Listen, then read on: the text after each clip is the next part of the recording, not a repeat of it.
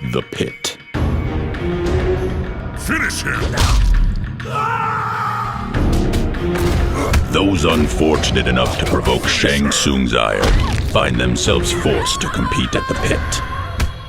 A bridge suspended high above a sea of razor-sharp demon steel blades. It is the most treacherous of all fighting arenas on the island.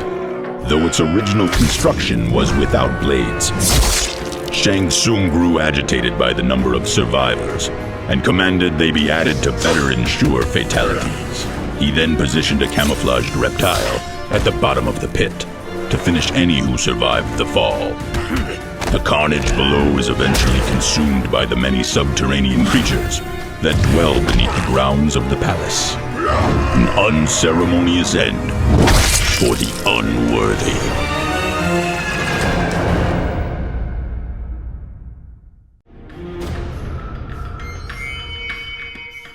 The Living Forest.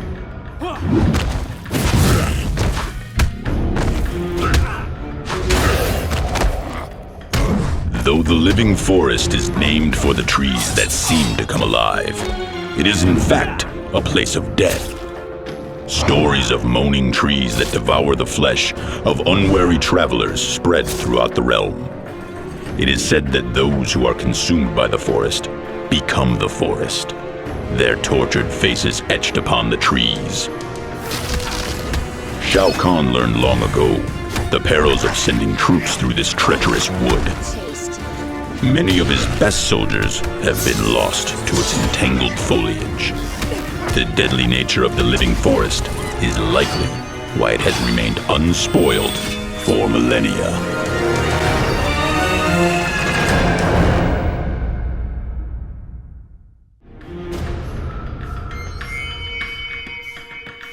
The Deadpool.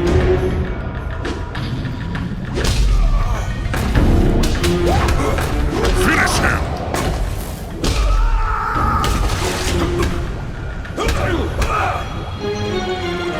Mere prisoners of Outworld are taken to Shao Kahn's dungeons. But for those whom the Emperor condemns to intense suffering, the Deadpool is their final destination.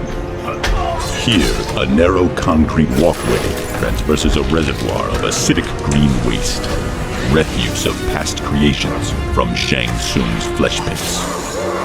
The condemned are forced to look upon the scorched remains of hapless prisoners hanging from barbaric hooks, and succumb to the grim realization that it will soon be their fate to descend into the deadly murk.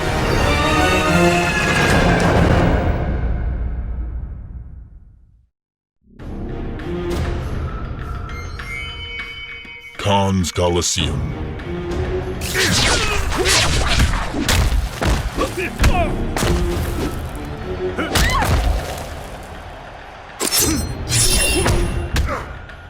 To entertain the denizens of Outworld and remind them of his brutality, Shao Kahn presides over fighting exhibitions in this enormous coliseum.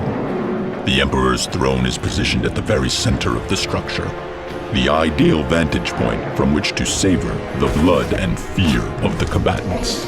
For these tournaments are no mere sport. Enemies of the Empire are routinely cast into the arena to fight for their very lives.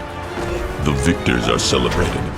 The victims have their remains scattered among the spectators, who show their displeasure by hurling the severed heads to the arena floor.